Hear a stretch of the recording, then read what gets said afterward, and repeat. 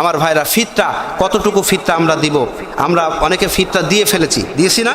অনেকে আমরা ফিতরা দিয়েছি, কিন্তু ফিতরা কতটুকু দিতে হবে এটা আমি আপনাদেরকে বলতে চাই। সেটা হচ্ছে সর্বনিম্ন ফিতরা গমের আটার হিসাব করে যদি আপনি ফিতরা দেন, তাহলে 60 টাকা দরে যদি হয়, তাহলে অর্ধসা অর্থাৎ 1 কেজি 650 গ্রাম গমের আটা, এর দাম সমপরিমাণ 110 টাকা।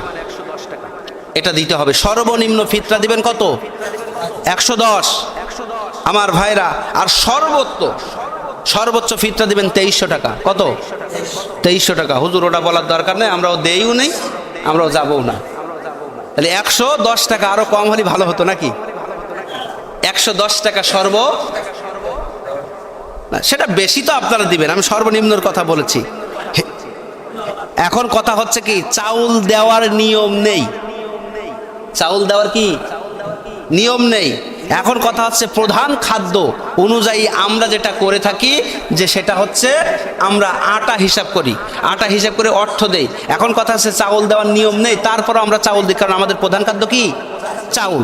এখন কথা হচ্ছে এই হিসাব করে 110 টাকার হিসাব করে এখন বর্তমান যে বাজার রেট যদি 50 টাকা হয় কি 60 টাকা হয়, ভালো চাউলটা ওই যে ইউনিয়ন পরিষদ থেকে মোটা মোটা চাউল দিয়েছে ওটা না, কিন্তু দেশে একজন ভিখারি দিছে, আমার দোকানে আনছে বিক্রি করতে।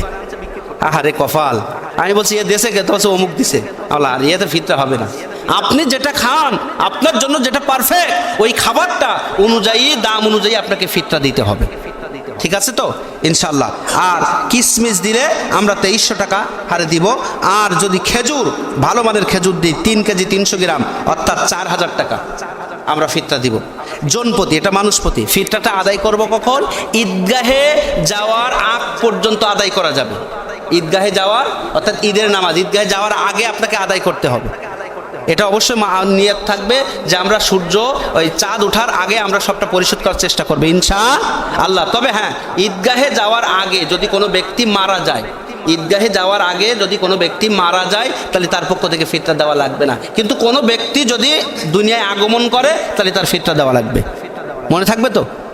হ্যাঁ, তার ফিতরা দেওয়া লাগবে। আমার ভাইরা, এবার আসেন যে স্বর্ণ অলংকার থাকলে যে নেশাব পরিমাণ, একটা হচ্ছে যে 7.5 তোলা 7.5 ভরি, অর্থাৎ 87.48 গ্রাম স্বর্ণ যদি কারোর কাছে থাকে, তাহলে অবশ্যই তাকে জাকাত দেওয়া লাগবে। এবার আসেন রূপা, 52.5 তোলা রূপা ভরি যদি রূপা থাকে, অর্থাৎ 612.36 গ্রাম রূপা যদি তার কাছে মজুদ থাকে, তাহলে তাকে কি করতে হবে? জাকাত দিতে হবে। এটা অবশ্যই চিন্তা করতে হবে। আবার অনেকে আছে সোনা রূপা না রেখে রেখেছে কি শুধু টাকা, তাহলে দিতে হবে। টাকা রাখেননি, আপনি রেখেছেন কি অর্থ। আপনি অর্থ যেমন জমি জায়গা রেখেছেন, তারপর কাপড় চোপড় কিনেছেন, অন্য অন্য জিনিস কিনে রেখেছেন, এগুলোর অবশ্যই জাকাত দেওয়া লাগবে। আপনার যদি 10টা কাপড় থাকে তোলা 1 বছর, তাহলে ওই 10টা কাপড়ের জাকাত দেওয়া লাগবে। এটা মাথায় রাখতে হবে। শুধু এমনি এমনি করলে হবে না আমার ভাইরা, আমার বন্ধুগণ। এই যদি না দেন, তাহলে আল্লাহর হুকুম যে ওই যে ও আকিমুস সালাত ও আতুজ জাকাত ও আরকাউ মা'আর রাকিন, তোমরা জাকাত প্রদান করো। আর জাকাত প্রদান না করার কারণে আমাদেরকে জাহান্নামে যাওয়া লাগবে। আমাদের কোথায় যাওয়া লাগবে? জাহান্নামে যাওয়া লাগবে। আল্লাহ তাআলা আমাদের বোঝার তৌফিক দান করুক। আমি ইনশাআল্লাহ পরবর্তী জুমায় বলবো যে আল্লাহ তাআলা বলছেন যে রমজান মাসে যারা রোজা রাখে, এই আল্লাহ তাআলা তাদেরকে 12 শ্রেণীর মানুষদেরকে আল্লাহ ডাক দেন, নিজে ডেকে নেন, ডেকে তাদেরকে কি করেন? তাদেরকে আল্লাহ তাআলা পুরস্কার দিয়ে দেন। সুবহানাল্লাহ। কি কি পুরস্কার রেখেছেন? 12 শ্রেণীর মানুষদেরকে আল্লাহ ডাক দিবেন, সেটা ইনশাআল্লাহ কথা হবে। আল্লাহ তাআলা তৌফিক দিলে আমি আপনাদের কাছে আহ্বান করব, আমরা অবশ্যই যে কথাগুলো শুনেছি এই কথাগুলো বাস্তব জীবনে আমল করার তৌফিক যেন আল্লাহ তাআলা আমাদেরকে দান করেন। ওয়া মা তৌফিক ইল্লা বিল্লাহ। আসসালামু আলাইকুম ওয়া রাহমাতুল্লাহি ওয়া বারাকাতুহু।